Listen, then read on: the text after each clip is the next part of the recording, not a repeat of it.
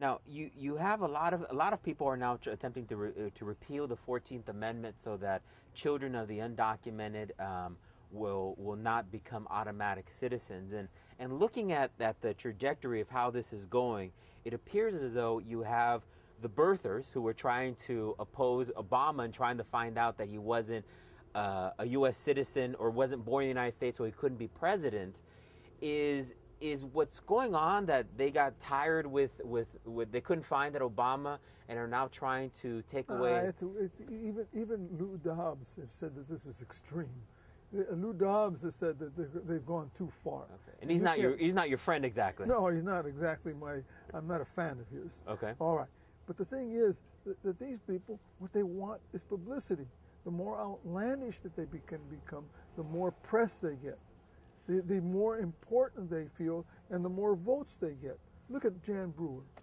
This woman's a loser, and she only became governor not through the election, but because Napolitano went to Washington. Lindsey Graham is now has now come out in somewhat in favor of repealing the 14th Amendment with regard to the children of the undocumented if they're born here in the United States. What message do you have to some of these U.S. senators that are now actively engaged in supporting this? That couldn't support the birthers, by the way. First of all, he has nothing to lose. You see, there ain't that many Mexican voters in his state. Right. You see, and so consequently, he's trying to mend some of the other things that he's doing to keep his base, the racist base of the Republican Party, intact. You only have to look at the convention, the National Republican Convention, to see that it's a racist party. I mean, you don't see very many people of color at their convention. You see, it's a racist party. Well, Lindsey Graham is a product of that. Look at Lindsey Graham's an opportunist. Look at when he went after Clinton. He didn't go after Clinton on moral grounds, because if he would have gone after Clinton on moral grounds, he would have gone after an awful lot of people in his own party.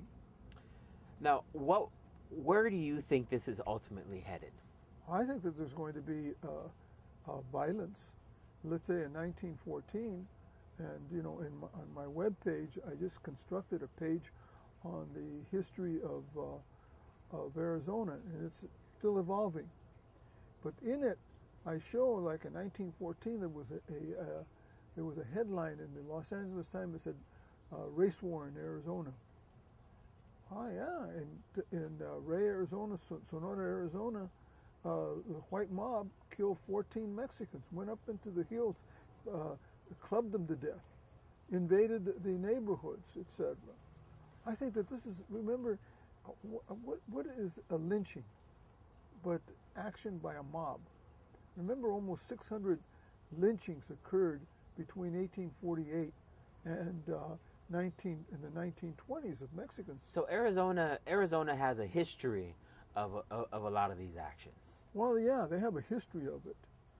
Just like, but let's not absolve California. I think California, if it goes to an initiative, the initiative process is going to pass a similar law.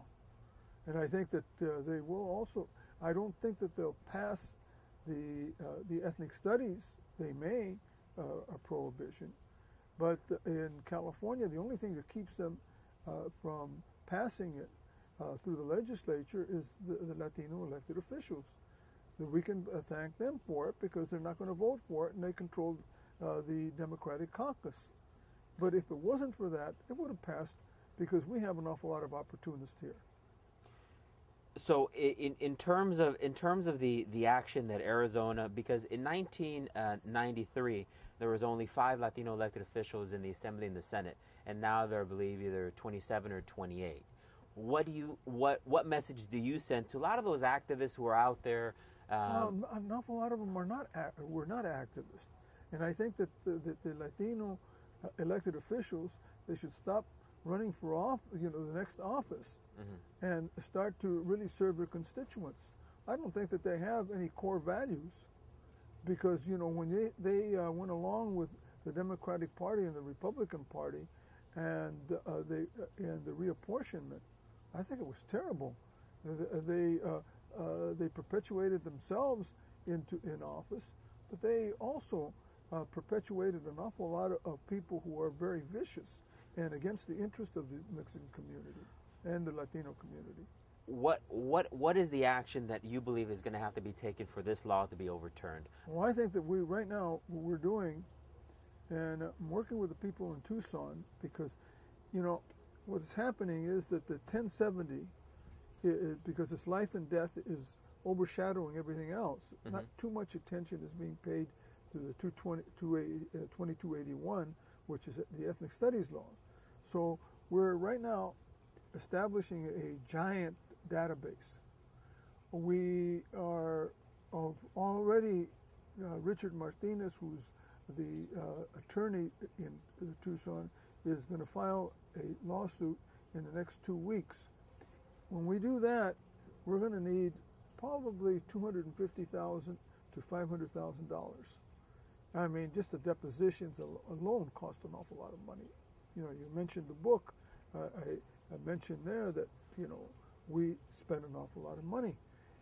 So what we're doing is we're assembling this giant database with emails, and we'll be emailing the whole country.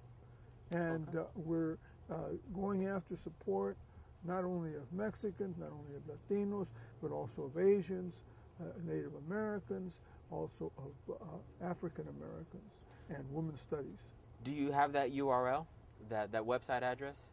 No, the website is under construction. Okay. But my website right now, which tells you on the Arizona portion where to send checks. Where is that? What's that website?